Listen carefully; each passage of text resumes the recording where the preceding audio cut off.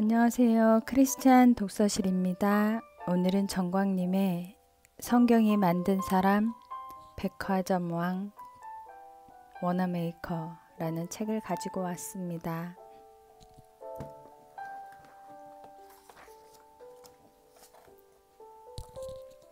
프롤로그. 내 인생 최고의 투자는 성경이었다. 미국의 백화점 창시자이자 백화점 왕. 탁월한 판단력과 아이디어, 경영 능력을 인정받은 최신부 장관.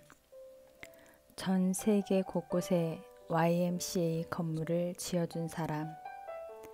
그러나 어린이를 사랑하여 그들을 섬기고 가르치는 일을 일생의 가장 큰 업으로 알았던 주일학교 교사.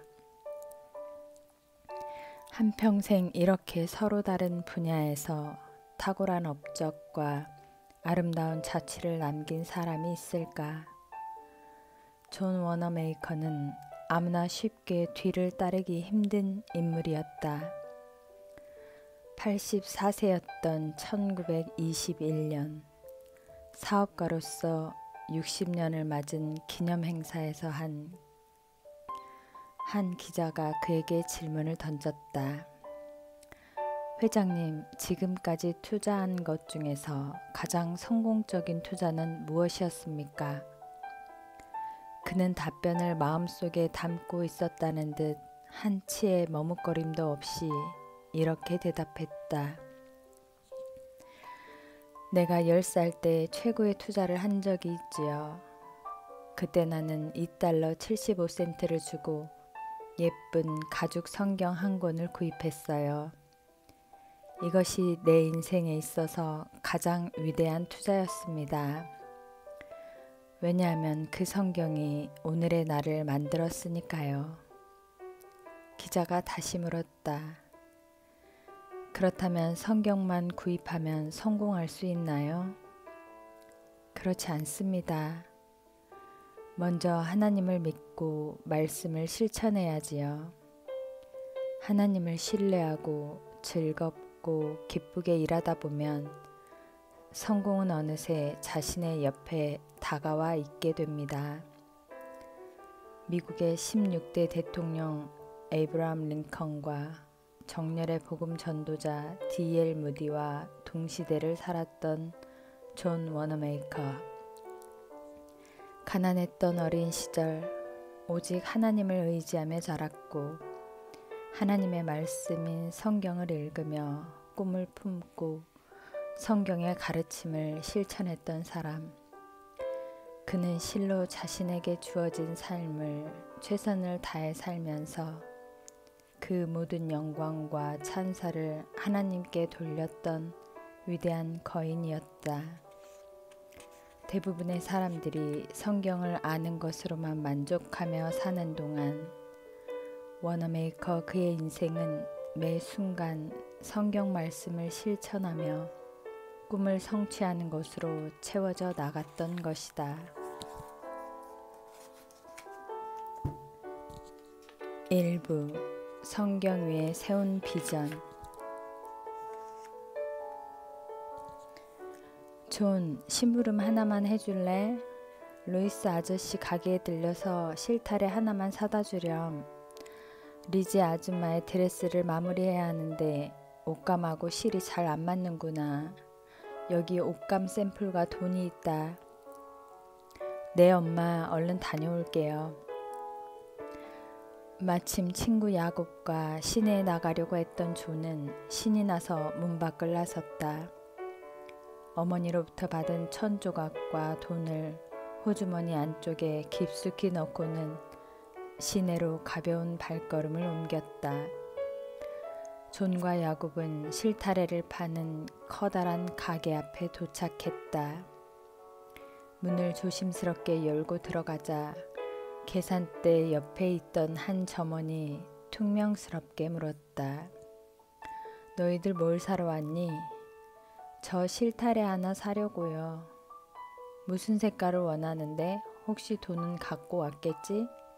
물론이죠. 조는 조금 불쾌한 표정을 지으며 주머니 속에 있는 옷감 샘플을 찾았다. 그런데 호주머니 속의 샘플이 어디에 숨었는지 나타나질 않는 것이었다. 자, 너희가 원하는 색깔을 빨리 골라라. 난 바쁘니까. 점원은 귀찮다는 듯이 신경질적으로 말하며 재촉했다. 저는 고를 자신이 없어요. 분명히 옷감 샘플을 하나 가지고 왔는데 찾질 못하겠어요. 그래? 솔직히 말해봐라. 너희들 실타래 사려는 게 아니지? 우린 너희 같은 수상쩍은 녀석들을 많이 봐왔지. 점원이 비꼬며 말하자 존의 얼굴이 붉어졌다. 당장이라도 상점 문을 박차고 나가고 싶었지만 엄마를 생각해서 꾹 참았다. 마침내 조는 고민 끝에 한 색깔을 결정했다. 제 생각에 이 색깔이 맞을 것 같아요. 점원은 존에게 돈을 받고 실타래를 건네주었다. 두 소녀는 서둘러 문 쪽으로 걸어 나갔다. 그때 문을 열고 밖으로 나가려는 순간 안주머니를 파고든 존의 손안에 샘플 천이 만져졌다. 아, 찾았다. 그는 신속하게 실타래와 천을 비교해 보았다. 이럴 수가, 색깔이 달랐다. 존은 서둘러 그 점원에게로 다시 돌아가서 말했다. 아저씨 찾았어요. 그런데 색깔이 달라요. 방금 사간 거니까 다시 이 색깔로 바꿔주시겠어요? 아니, 내가 왜 물건을 바꿔줘야 하니? 넌 이미 돈을 지불했고 누구도 너에게 그 색깔을 선택하라고 강요하지 않았다. 그래도 이것은 저희 엄마가 원한 것이 아니에요. 쉬운 심부름조차 할 수 없는 너를 상점에 보낸 네 엄마가 잘못이지. 그렇지만 전 아직 이 실타래를 망가뜨리거나 더럽히지 않았단 말이에요. 아저씨 제발 좀 바꿔주세요. 점원은 더 이상 못 참겠다는 듯이 버럭 소리를 질렀다. 물건은 네 스스로 골랐고 누구도 강매하지 않았다. 귀찮게 굴지 말고 당장 꺼져라. 존과 친구 야곱은 바깥으로 쫓겨나다시피 내몰렸다. 존은 너무 억울하고 분해서 몸을 부르르 떨며 야곱에게 큰 소리로 말했다. 야곱, 난 다시는 이 상점에 안 올 거야. 나쁜 사람. 손님을 이런 식으로 대하다니. 내가 상점 주인이라면 언제든지 기쁜 마음으로 물건을 바꿔주고 모든 고객들을 친절하게 대할 거야. 존은 마음속으로 그 결심을 되새기고 또 되새겼다. 두 주먹을 불끈 쥐며 친절한 상점 주인이 되겠다고 다부진 결심을 하던 존 워너메이커. 그는 1838년 7월 11일 무더위가 한창인 여름날 필라델피아 어느 변두리 2층 벽돌집에서 태어났다. 가난하고 평범한 아버지 넬슨 워너메이커와 어머니 엘리자베스 사이에서 출생한 존을 주목하는 사람은 없었지만 우렁찬 첫 울음은 여름 하늘에 울려 퍼졌다. 그의 부모는 비록 가진 것은 없었지만 정직하고 성실하게 살아가는 분들이었다. 존이 자란 곳은 커다란 떡갈나무와 무릎나무, 너도 밤나무, 느티나무 등이 울창한 숲을 이루는 조용한 시골 마을로 여름이면 아이들이 강가에서 수영을 하고 물고기를 잡으며 놀 수 있는 평화로운 곳이었다. 마을의 학교도 변변히 세워지지 않을 만큼 발전이 더딘 곳이었는데 1847년 무렵에 드디어 조그마한 학교가 문을 열었다. 존은 그 학교에 입학하여 학창 시절을 시작했고 여러 수업 중에서 산수 시간에 가장 흥미를 느꼈다. 그에게 있어서 계산하는 것보다 더 신나고 즐거운 일은 없었다.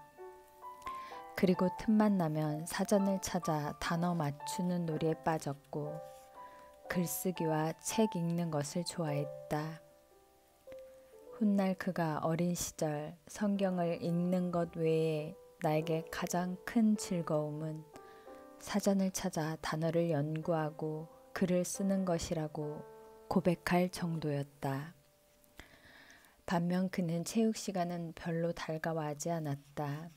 농구나 야구 같은 공놀이를 할 때면 자주 넘어져서 다쳤고 달리기도 늘 남들보다 뒤처졌다. 겨울에 꽁꽁 언 연못에서 다른 아이들이 신나게 스케이트를 탈 때에도 조는 넘어져 다칠까봐 간신히 썰매만 타고 냈다. 존이 12살이 되던 해 그의 가족은 인디애나로 이사를 가게 되었고 그 후 존은 학교 교육을 더 이상 받지 못했다. 비록 정규 교육은 받지 못했어도 존에게는 주일학교가 있었다.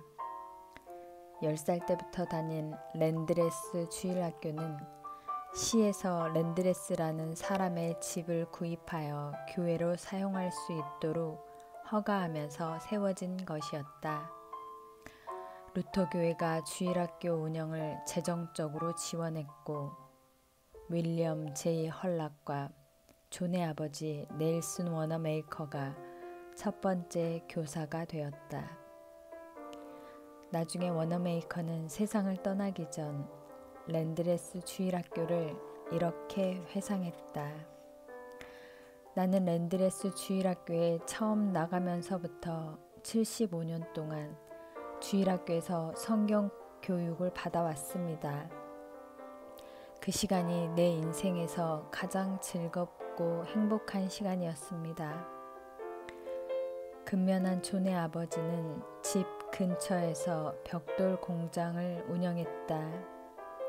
일손이 부족하거나 도움이 필요할 때면 어린 존은 방과 후 아버지를 도와 일당 7센트, 주급 42센트를 받고 공장 일을 도왔다.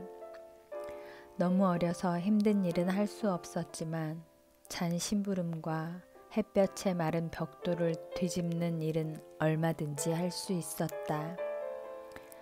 존이 14살 때 아버지가 어머니와 7남매를 남기고 세상을 뜨기 전까지 존에게 있어서 벽돌 공장은 즐겁고 기쁜 일이 되었다. 신앙심 깊은 존의 어머니는 자신의 아들이 목회자가 되기를 은근히 바랐다. 사랑하는 내 아들 존, 엄마는 내가 공부를 더 많이 해서 목회자가 되었으면 좋겠는데 내 생각은 어떠니? 너는 믿음이 좋으니까 훌륭한 목사가 될 수 있을 거야. 존은 어머니의 말씀을 듣고 문득 그동안 자신의 미래에 대해 깊이 생각해 본 적이 없음을 깨달았다. 그래서 종이를 꺼내 우선 자신이 되고 싶고 잘할 수 있을 것 같은 직업들을 떠오르는 대로 적어 보았다. 집 짓는 일에 관심이 많으니까 건축가, 글쓰기를 좋아하니까 저널리스트, 몸이 약하니까 나와 같이 약한 사람을 치료하는 의사, 어머니가 목회자가 되길 바라시니까 목사, 돈을 많이 벌어 하나님의 일을 하는 사업가. 존은 다양한 직업들을 차례차례 써내려가다 맨 나중에 사업가라고 썼다. 그리고 종이 위에 썼던 직업을 곰곰이 생각해보며 하나씩 지워내려갔다. 그렇게 해서 마지막으로 남은 직업이 목사와 사업가였다. 존은 선뜻 어느 하나를 지울 수가 없었다. 그래서 눈을 감고 다시 한번 더 자신의 미래를 생각해 보았다. 오랜 시간 고민하던 존은 천천히 하나를 지웠다. 지우개 자국이 얼룩얼룩한 종이 위에는 사업가라는 단어 하나만 남았다. 그랬다. 존은 단순히 돈 버는 상인이 아닌 상점에 들어오는 모든 고객들을 행복하게 하고 친절과 정직으로 대하는 미래의 거상을 꿈꾸었다. 비즈니스를 통해 하나님의 일을 하기로 존은 결심했던 것이다. 하나님이여, 내 마음이 확정되었고 내 마음이 확정되었사오니 내가 노래하고 내가 찬송하리이다. 존은 어릴 적부터 장사와 셈에 남다른 재능이 있었다. 누구보다도 숫자 계산이 정확했고 재주가 비상해 어른들도 생각하지 못하는 기발한 방법으로 장사를 하곤 했다. 어린 존은 어떻게 하면 합리적인 방법과 다양한 아이디어로 돈을 벌 수 있는지 본능적으로 알았던 것 같다. 어찌 보면 그가 사업가를 꿈꾸게 된 것도 당연한 일이었다. 하루는 학교에서 담임선생님이 반 아이들에게 아일랜드 성자 패트릭스의 날을 기념하는 파티를 열자고 제안했다. 학생들은 환호성을 지르며 대환영이었고 파티를 위해 선생님은 생선, 남학생들은 감자, 여학생들은 빵, 버터, 잼, 야채 등을 맡아 준비해 오기로 결정했다. 존은 수업을 마치고 교실을 벗어나자마자 친구 야곱에게 걱정스럽게 말했다. 나는 감자를 가져올 수 없을 것 같아. 작년 수확이 너무 적어서 저장해 둔 게 아마 없을 거야. 야곱도 걱정스럽게 말했다. 우리 집도 마찬가지야. 나도 감자를 못 가져올 것 같아. 그래도 파티를 망칠 수 없다고 생각한 존은 한참을 골똘히 생각하더니 갑자기 야곱의 팔을 잡아당겼다. 야곱, 우리 동네 길 건너편 호소풀 아저씨 가게에 감자가 있어. 그게 우리와 무슨 상관이야? 우리한테는 돈이 없는데. 난 돈이 없어도 물건을 살 수 있어. 아빠가 벽돌과 계란으로 설탕, 빵, 고기, 야채, 옷 등 무엇이든 사시는 것을 보았거든. 그렇지만 우리는 벽돌도 계란도 없잖아. 야곱이 투덜거렸다. 내일이 토요일이니까 개울에 가서 개구리를 잡는 거야. 그런 다음 상점에 가서 개구리와 감자를 바꾸는 거야. 호소풀 아저씨는 아마 개구리 다리를 좋아하실 거야. 존의 눈은 기대에 차 반짝거렸다. 토요일 오후 개구리를 잡기에는 화창한 날씨였다. 존과 야곱은 개울로 가서 바지를 허벅지까지 걷어 올리고 개구리를 잡기 시작했다. 커다랗고 살찐 개구리 한 마리가 돌 위에서 일광욕을 즐기고 있는 것을 발견한 존은 살금살금 기어가 순식간에 개구리를 움켜잡았다. 몇 시간 동안 둘은 크고 통통한 개구리들을 많이 잡았다. 가방에 개구리들이 가득 찾아 둘은 집으로 돌아왔다. 그때부터 개구리 다리의 화려한 포장이 시작되었다. 그들은 처마 및 양지 바른 곳으로 가서 개구리 다리를 깨끗하게 다듬었다. 그리고는 부엌으로 들어가 커다란 접시를 가지고 나와 냅킨을 깔고 보기 좋게 담아 예쁜 천으로 덮은 후에 조심스럽게 들고 상점으로 향했다. 상점 주인 호소풀은 명랑한 성격에 배가 볼록한 네덜란드 사람으로 소문난 미식가였다. 가게 앞에는 감자, 양파, 설탕, 밀가루 등이 수북히 쌓여 있었다. 꼬마들아, 무엇을 도와줄까? 상점 주인 호소풀은 미소를 지으며 물었다. 야곱이 민망해 얼굴을 붉히고 있을 때 존이 앞으로 나서서 용감하게 말했다. 아저씨, 혹시 개구리 다리 안 사실래요? 굉장히 신선하고 좋아요. 아마도 소시지 튀긴 것보다 몇 배는 맛있을 거예요. 그 녀석들, 하면서 호소풀은 너털 웃음을 웃으며 존이 내미는 개구리 다리들을 쳐다보았다. 제법 깔끔한 포장에 신선하고 맛있어 보였다. 역시 소문대로 미식가였던 그는 재빨리 협상에 들어갔다. 방금 잡은 개구리로구나. 얼마면 되겠니? 눈을 반짝이며 존도 본격적인 거래를 시작했다. 감자와 교환하고 싶어요. 감자와 교환하고 싶다고? 그런데 이 비쩍 마른 개구리 다리하고 감자 몇 개를 교환할 수 있겠냐?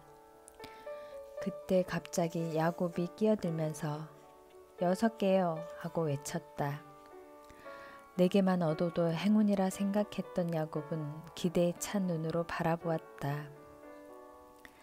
그러나 호소풀 주인의 눈가에 잡힌 회심의 미소를 본 존은 순간의 재치를 발휘해서 한 사람 앞에 6개씩이요 라고 외쳤다.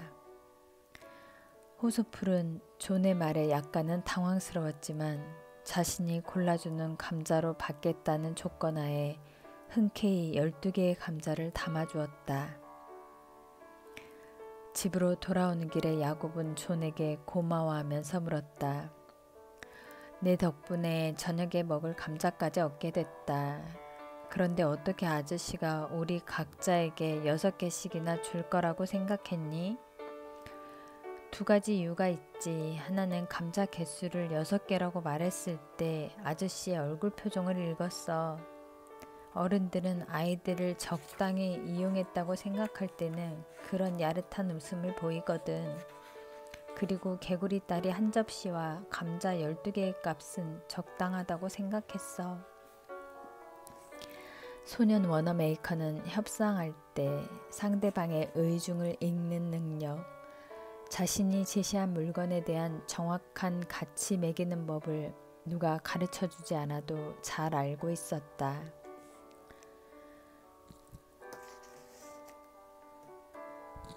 존이 12살 되던 해 그의 가족들은 할아버지의 권유로 인디애나로 이사하게 되었다. 새로운 곳에서 적응하기도 힘든 때 존은 슬슬 몸이 근질근질해졌다.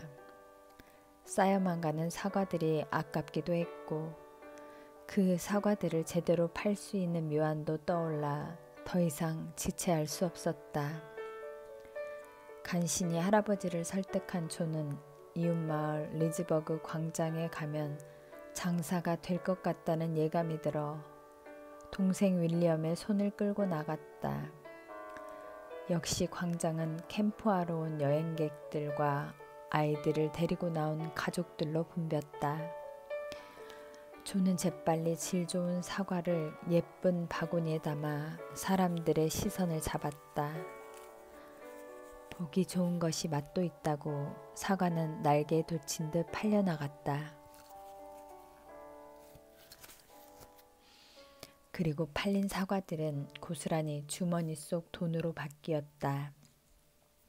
해질 무렵 주머니가 두둑해져 집으로 돌아온 존은 위풍당당한 모습으로 가족들에게 그날의 일을 신나게 이야기했다.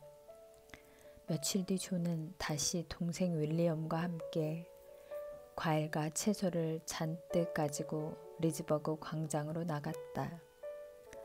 그러나 그날은 사람들이 하나도 보이질 않았다. 형, 여행객들이 하나도 없어. 아무래도 오늘은 힘들겠다. 아니, 그렇다고 그냥 돌아갈 수는 없지. 돈을 벌어야 겨울을 날 수 있고 그래야 겨울 신발도 옷도 살 수 있어. 우리는 어떻게 해서든지 물건을 팔아야 해. 윌리엄, 우리 인디언 마을로 가자. 동생 윌리엄은 형의 말에 놀라는 눈치였다. 형, 거기는 무서워. 그리고 그 사람들은 돈도 없을 거야.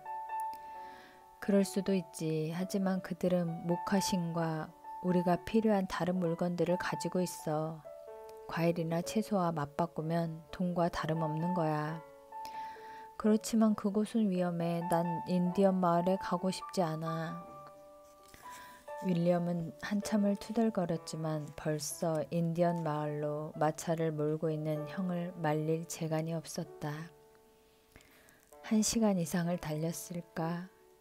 인디언들의 천막식 오두막집이 그들 눈앞에 나타났다. 가장 큰 천막 앞에 마차를 세우자 개들이 지저댔고 뒤를 이어 누더기를 걸쳐 입은 한 노인이 천막을 젖히고 나왔다. 여기서 장사를 하고 싶어서 왔습니다. 존이 큰 소리로 외쳤다. 노인은 아무 말 없이 다시 천막으로 들어갔고 곧 키 큰 젊은 인디언이 나왔다. 그는 소년들에게 무슨 일로 왔는지를 물었고 존은 가지고 온 사과, 감자, 호박 등을 풀어놓으며 인디언들에게 물건을 팔고 싶다고 말했다. 얼마면 되겠니? 젊은 인디언이 물었다. 미국 돈으로 1달러요. 그는 손가락 하나를 펴 보이며 1달러를 표시했다. 젊은 인디언은 고개를 흔들며 자신들에게는 돈이 없다고 말했다.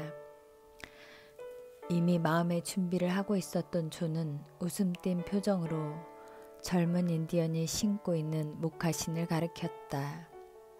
그리고 자신과 동생 윌리엄의 맨발을 가리켰다. 모카신, 모카신. 존은 거듭 모카신을 외쳤다. 젊은 인디언은 존의 말을 듣고 큰 소리로 웃었다. 그러더니 천막으로 들어가서 정교하게 만들어진 모카신 2켤레를 가지고 나왔다.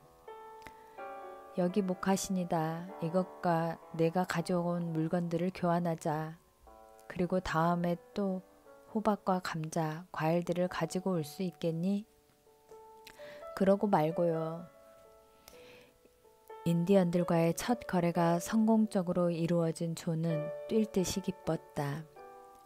존과 윌리엄은 마치 큰 모험을 마치고 돌아온 것처럼 집으로 돌아올 때까지 가슴이 뛰었다. 존은 겨울 내내 인디언 마을에서 장사를 할 수 있다는 생각에 잠이 올 것 같지 않았다. 새로운 시장을 개척한 기쁨이 이렇게 클 줄은 몰랐다. 형제의 모험담에 가족들은 감탄을 했고 추운 겨울날 모카신은 그들의 발뿐만 아니라 가족들의 마음까지 따스하게 만들어 주었다. 사람의 마음에 있는 모략은 깊은 물 같으니라. 그럴지라도 명철한 사람은 그것을 길어내느니라.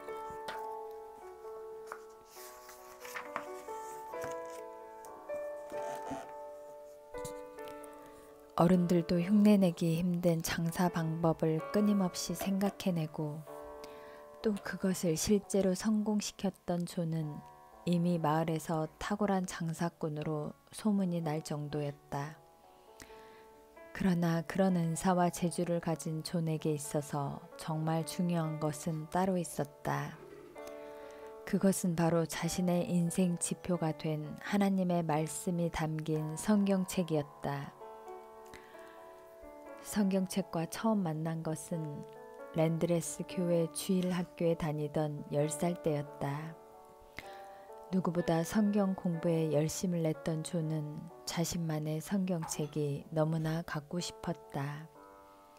사실 모두들 가난하고 힘들게 살아가던 시절 외딴 시골 마을 주일학교에서 성경책을 갖고 있는 아이는 아무도 없었다.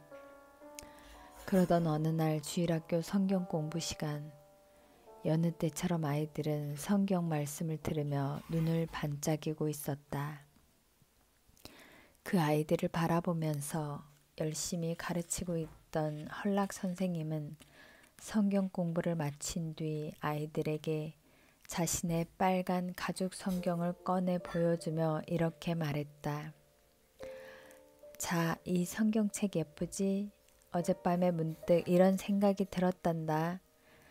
만약 너희들 모두가 성경을 갖게 된다면 읽고 싶을 때 언제든지 읽을 수 있고 성경을 읽음으로써 훌륭한 사람이 될 수 있겠다 하고 말이야. 혹시 성경이 사고 싶으면 내가 시내 서점에서 좀 더 저렴한 가격에 사다 주마. 자신의 성경책을 마련할 기회가 생긴 존은 성경 공부가 끝난 뒤 선생님께 부탁했다. 선생님, 저 성경책을 하나 사고 싶은데요. 그래, 대신 부모님께 말씀드리고 사야 된다. 그건 염려 마세요. 엄마는 제가 성경책을 가져야 한다고 자주 말씀하셨어요. 엄마는 제가 목사님이 되길 원하시거든요. 헐락 선생님은 흔쾌히 약속했다. 어린 존은 성경책을 갖게 된다는 기쁨에 흥분되어 다음 주일이 빨리 오기를 손꼽아 기다렸다. 그리고 그동안 모아놓은 돈을 계산해 보았다. 총 37센트였다. 그는 속으로 생각했다. 선생님이 성경을 싼 가격에 살 수 있다고 하셨으니까 이 정도면 충분할 거야. 이 돈이면 큰 감자자루도 살 수 있잖아. 드디어 주일이 돌아왔고 존은 아침 일찍 서둘러 교회로 향했다. 너무 일찍 도착해서인지 교회에는 아무도 없었다. 빈 예배당에서 존은 선생님이 오기를 초조하게 기다렸다. 드디어 교회 안으로 들어가서 헐락 선생님의 모습이 보였다. 존은 흥분을 감추지 못하고 선생님께로 달려갔다. 선생님, 성경책은... 선생님은 빙그레 웃으며 성경책을 그에게 내밀었다. 포장지를 뜯자 예쁘게 생긴 빨간색 가죽 성경이 모습을 드러냈다. 존은 흡족한 미소를 지었다. 고맙습니다, 선생님. 그런데 얼마 드리면 되나요? $2 75센트란다. 예? $2 75센트라고요? 존은 갑자기 너무 당황한 나머지 얼굴이 굳어버렸다. 존, 이런 멋진 가죽 성경이 이 정도 가격이면 아주 싼 거란다. 존은 자신만의 성경책을 갖기를 간절히 소원했지만 그 가격은 너무 비쌌다. 할 말을 잃은 존은 선생님께 성경책을 도로 내밀며 힘없이 말했다. 제가 잘못 생각한 것 같아요, 선생님. 아무래도 저는 살 수 없겠어요. 헐락 선생님은 무척이나 난감했다. 일부러 시내까지 발품을 팔아 어렵게 사온 성경책이었다. 더군다나 한번 구입한 물건은 환불이 안 되던 시대였고 선생님 또한 성경책을 선뜻 사줄 형편도 못 되었다. 이런 큰일이구나. 그때 난처한 얼굴로 고민을 하고 있던 헐락 선생님의 허름한 옷이 존의 눈에 들어왔다. 선생님의 남루한 양복과 달아빠진 신발은 선생님이 얼마나 어려운 형편에 있는지를 말하고 있었다. 선생님의 난감한 얼굴 표정이 존의 마음을 짓눌렀다. 잠시 후 존은 무엇인가 결심한 표정을 짓더니 입을 열었다. 선생님, 그 성경책 제가 살게요. 그렇지만 오늘은 돈을 다 드릴 수 없을 것 같아요. 오늘은 37센트만 드릴게요. 이 돈이 제가 가진 전부거든요. 나머지는 아버지의 벽돌 공장에서 일을 해서 버는 대로 갚아 나갈게요. 헐락 선생님은 존을 꼭 껴안으며 말했다. 미안하구나, 존. 선생님이 너에게 선물해 줄 수 있었으면 좋았을걸. 어쨌든 스스로 성경책을 마련하겠다는 너의 결심이 자랑스럽다. 성경책은 너에게 세상 돈으로 계산할 수 없는 귀한 보배들을 줄 거야. 존은 그날 예배 시간 내내 빚 갚을 일을 생각하느라 마음이 바빴다. 벽돌 100개를 날라야 2센트를 받을 수 있었다. 그렇다면 37센트를 뺀 $2 38센트를 갚기 위해서는 단 1분 1초도 게을리할 수 없었다. 존은 생각할수록 까마득하고 눈앞이 캄캄했다. 빛을 갚아 나가는 것은 어린 그에게 너무 힘든 일이었다. 그러나 달리 돈을 벌 수 있는 방법이 없었다.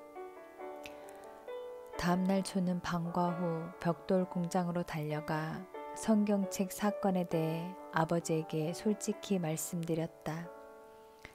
아버지는 존이 일을 해서 성경책 값을 갚겠다고 한 결정을 존중하여 그날부터 벽돌 나르는 일을 허락했다. 존, 일을 한다는 것은 부끄러운 게 아니다. 아주 자랑스러운 일이지. 단 아버지 공장에서 일한다고 느슨해지면 안 된다. 열심히 부지런히 해야 돼. 알았지? 첫날 아버지가 아들 존에게 해준 충고였다. 존은 젊은 청년들이 일하는 쪽으로 걸어갔다. 그들은 바지를 무릎까지 걷어붙이고 땀을 흘리면서 맨발로 젖은 흙을 밟아 부드러운 반죽으로 만들고 있었다. 존은 나무로 만든 물통을 아버지 가까운 쪽으로 가져다 날랐다. 내가 옆에 있으니 정말 도움이 되는구나.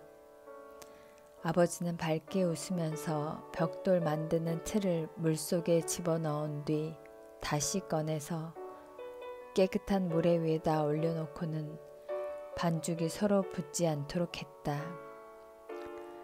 저는 눈을 크게 뜨고 아버지가 하는 일을 유심히 지켜보았다. 아버지는 반죽을 뭉개고 굴려서 단단한 모양으로 만들었다. 그리고 나서 반죽을 머리 위로 들어 올렸다가 다시 정확하게 틀 속으로 떨어뜨렸다. 아버지는 흙 반죽을 힘있게 누르더니 반듯한 널판으로 윗부분을 깎았다. 우와, 벽돌 하나가 만들어졌네요. 존은 아버지의 빠르고 정확한 동작을 신기한 듯이 바라보며 탄성을 질렀다. 아버지는 아마 펜실베니아에서 가장 뛰어난 벽돌공이실 거예요. 아버지는 아들 존의 말에 미소를 지어 보였다. 다음 벽돌이 만들어진 후 존은 아버지에게 자기가 벽돌을 나르겠다고 졸랐다. 존은 널빤지 위에 벽돌을 가만히 놓고 벽돌 말리는 곳으로 가서 조심스럽게 내려놓았다. 벽돌을 나르는 일은 너무 바빠서 거의 쉴 틈이 없었다. 한 번 나른 후에 잠시 흐르는 땀을 닦고 숨을 돌릴 수 있을 뿐이었다. 그는 오후 내내 벽돌을 나르느라 손에 물집이 잡혔고 그의 등은 축 처져 있었다. 일과를 마치면 그날의 벽돌 나른 숫자를 석탄으로 표시해 놓았다. 그 숫자는 날마다 더해갔고 매주 토요일마다 아버지는 주급을 계산해 주었다.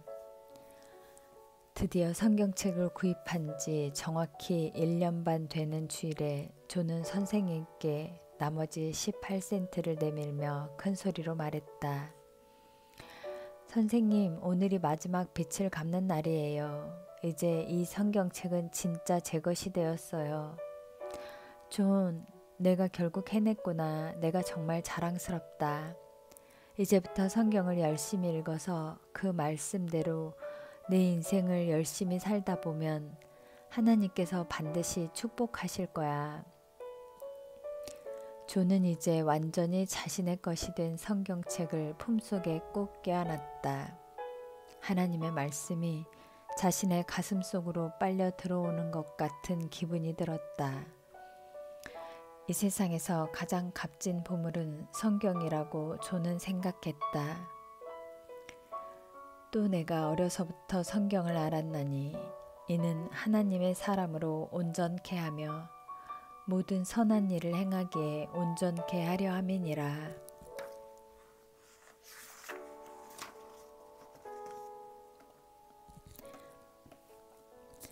존이 다니던 제1독립교회는 오래된 건물이라서 비만 오면 지붕이 새고 교회 마당은 포장이 안 되어 진흙탕이 되기가 일쑤였다.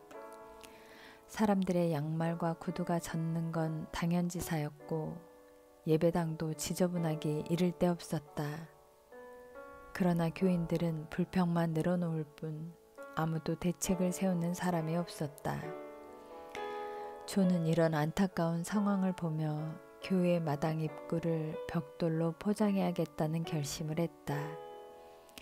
마침 아버지가 벽돌 공장을 하고 계시니 벽돌 구하는 일은 누구보다 쉬웠다.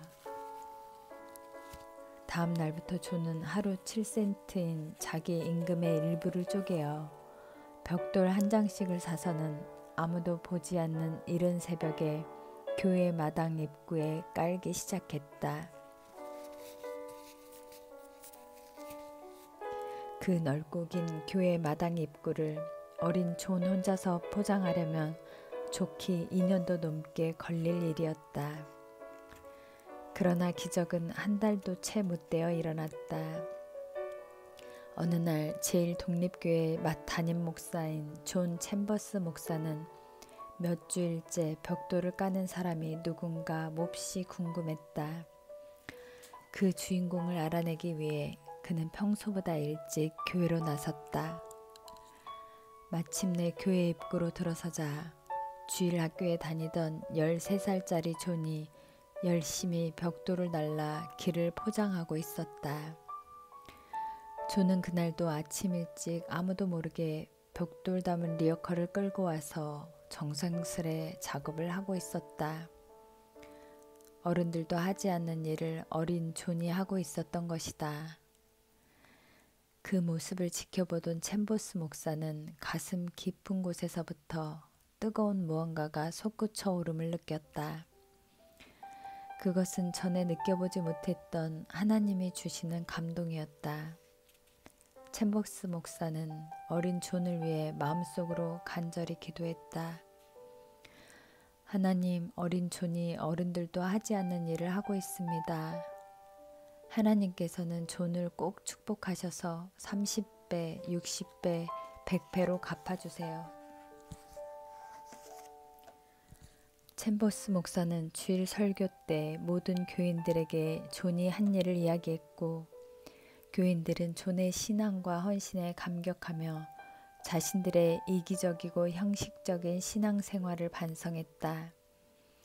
그리고 모두들 힘을 합쳐 교회 마당 입구 포장뿐만 아니라 낡은 교회 건물을 헐고 새로운 교회를 신축하기로 마음을 모았다.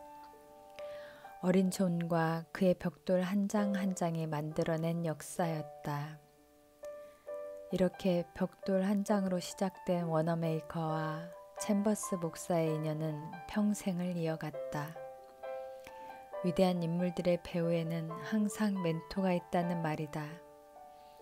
철학자 플라톤의 뒤에는 소크라테스가, 헬렌 켈러 뒤에는 설리반이, 여호수아 뒤에는 모세가, 다윗의 뒤에는 사무엘이, 엘리사 뒤에는 엘리야라는 멘토가 있었던 것처럼 워너메이커 역시 그를 지도해주고 이끌어준 인생의 스승 존 챔버스 목사가 있었다. 워너메이커의 어린 시절부터 지켜봐왔던 챔버스 목사는 그를 멘토링해준 영적 스승이었다. 워너메이커는 종종 이렇게 말하곤 했다. 나의 인생에 가장 많은 영향을 끼친 사람은 존 챔버스 목사님입니다. 그분은 내 인생의 모델입니다. 그는 챔버스 목사의 사진을 자신의 사무실 방 가장 잘 보이는 곳에 걸어놓고 평생 그에 대한 존경과 고마움을 잊지 않았다. 워너메이커가 주일학교를 처음 시작했을 때 그 이름을 챔버스 선교학교라고 지은 것만 보아도 그가 챔버스 목사를 얼마나 존경했으며 그로부터 얼마나 큰 영향을 받았는지 충분히 짐작할 수 있다. 챔버스 목사는 필라델피아의 기독교 신앙을 주도한 인물이었다. 아일랜드에서 태어나서 어린 시절에 펜실베니아 주로 이민 온 장로 교인으로서 그의 용모는 큰 키에 딱 벌어진 어깨, 부리부리한 눈매로 강한 인상을 풍겼다. 그는 불의와 타협하지 않는 개혁 운동가였으며 자기 절제와 청빈 그리고 엄격한 영적 생활 습관으로 젊은이들에게 강한 도전을 심어주는 목회자로 알려져 있었다. 그는 젊은이들을 위해 주일 저녁 기도 모임과 성경 공부 모임을 만들었고, 이 모임은 제1독립교회 예배당을 젊은이들로 다 채울 정도로 빠르게 성장하였다. 그는 젊은이들을 개인적으로 훈련시켰고 복음적인 전도 사역에 동참할 것을 촉구하였다. 당시 15살이던 워너메이커도 호기심을 가지고 기도 모임에 참석하게 되었다. 이 기도 모임에 한 번은 젊은 청년이 나와 간증하면서 자기는 그리스도인이 된 지 얼마 되지는 않았지만 그리스도 안에서 자신을 새롭게 발견하게 되었고 이제 자신의 꿈을 주님과 함께 이루고 싶다고 말했다. 워너메이커는 그의 간증을 듣고 많은 은혜와 도전을 받았으며 모임이 끝난 후에 챔버스 목사를 찾아가 이렇게 고백했다. 목사님, 오늘 저는 하나님께 제 마음과 인생 전부를 드리기로 결심했습니다. 평생 무슨 일을 하든 하나님을 위해서 제 인생 전부를 드리고 싶습니다. 목사님께서 제 결심이 흔들리지 않도록 기도해 주세요. 챔버스 목사는 워너메이커의 손을 잡고 기뻐하며 이렇게 기도했다. 하나님, 존을 기억하시죠? 고사리 같은 손으로 한 장 한 장 교회 마당 앞길에 벽돌을 깔기 시작해서 결국 이 건물을 짓도록 어른들을 움직였던 꼬마가 이제 제법 의젓한 모습으로 성장했습니다. 오늘 밤 하나님께 자신의 일생을 드리기로 결심한 존을 받아주시고 하나님께서 평생 동안 존을 요셉의 형통으로 축복해 주옵소서. 챔버스 목사는 그를 위해 간절히 기도했고 이날의 결심은 워너메이커가 죽는 순간까지 지속된 번영의 삶의 시작이었다. 챔버스 목사의 설교는 구체적이고 실제적이었다.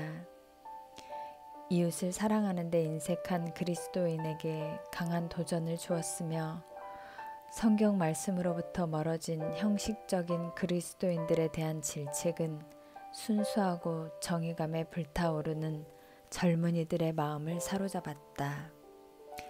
그 당시 대부분의 사람들은 주일 성수에 대한 개념이 약해서 을에 주일 오후면 파티를 열고 흥청망청 술을 마시면서 즐기는 일이 다반사였다. 더군다나 많은 양조업자들이 교회에 출석해서 적지 않은 헌금을 하고 있었기 때문에 금주 설교는 목회자들이 금기시하는 설교 중에 하나였다. 그런데 챔버스 목사는 이런 복잡한 배경들에 전혀 아랑곳하지 않고 어떤 종류의 술도 철저하게 금할 것과 주일에는 온전히 하나님만을 위해 시간을 들여야 한다고 강하게 설교했기 때문에 관련된 많은 사람들의 미움을 사기도 했다. 그렇지만 워너메이커는 챔버스 목사를 존경하고 따랐으며 그의 설교를 좋아했다. 워너메이커는 15살 때인 1852년 챔버스 목사의 설교를 듣고 자신의 노트에 이렇게 메모해 놓았다. 설교 제목: 그리스도인의 기본 의무. 1. 그리스도는 완전한 복종을 요구하신다. 진정한 그리스도인은 시간과 재능이 자신의 것이 아님을 인정한다. 2. 그리스도인들은 선한 일을 위해 준비된 사람들이다. 다른 사람들을 주님께로 데려오는 기회를 놓쳐서는 안 된다. 3. 주일은 주님의 날이고 그분께만 속한다. 주일은 주님을 위해서만 사용되어야 한다. 4. 술은 사탄의 가장 강력한 도구다. 술과 싸워 이겨야 한다. 5. 어느 누구도 구속함을 받지 못할 사람은 없다. 그리스도인은 넘어진 사람들을 돕기 위해 언제라도 가던 길을 돌이킬 준비가 되어 있어야 한다. 이때 메모해 놓은 그리스도인의 기본 의무는 그의 일평생 신앙생활의 신조나 계명처럼 지켜졌다. 그는 17살 때부터 제1독립교회에서 주일학교 보조교사 역할인 교회 도서관 사서로 봉사를 시작했고 19살에는 정식으로 교사가 되어 아이들을 가르치는 선생님이 되었다. 그는 챔버스 목사와 만나 자유롭게 자신의 일과 신앙을 의논하곤 했으며 챔버스 목사와의 대화는 청년 워너메이커의 마음에 뜨거운 신앙의 불을 지펴주었다. 비록 21살 때 워너메이커가 베다니 주일학교를 설립하면서 제1독립교회로부터 나오게 되었지만 챔버스 목사와의 교류는 변함없이 지속되었다. 워너메이커는 그가 설립한 베다니 주일학교에 자신의 영적 멘토인 챔버스 목사를 자주 초청했고 그의 조언과 영적 교훈을 충실히 따랐다. 워너메이커는 마지막으로 챔버스 목사에 대한 감사와 존경의 표시로 챔버스 목사가 세상을 떠나고 얼마 되지 않았을 때 그의 이름을 따서 존 챔버스 메모리얼 교회를 지어 하나님께 헌당했다.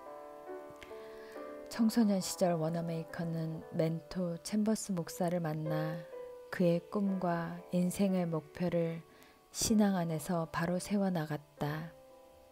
그는 챔버스 목사를 영적 스승으로 삼아 아름다운 인생의 가치관들을 세우는 축복을 누렸으며 챔버스 목사 또한 워너메이커의 삶을 통해 제자를 키우는 사역의 보람으로 자신의 인생을 장식할 수 있었다.